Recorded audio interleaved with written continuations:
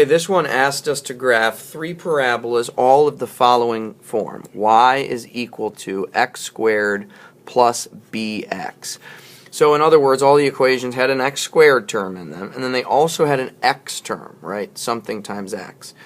And so here's the first one, x squared minus x. I put it into my calculator, and I hit graph just to get a look at it. It looks like that. To help me graph it, though, I go to the table, and I look for some symmetry, and I find it right here. So I see 6, 2, 0, and then 0, 2, 6. So I see that symmetry here. This is different than what we've seen before. We don't see the vertex here, right? The vertex is apparently somewhere in the middle here. We don't see a single point that makes it turn. And if you look at the graph, the vertex sort of dips below.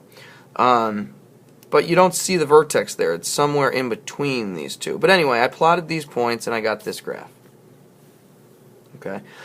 Here are the two that are around the symmetry. I've got to dip below those a little bit. So the vertex is right here. We don't know what its coordinates are, though. So that's that.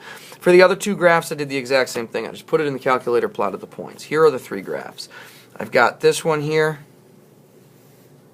I've got this one that dips down low here.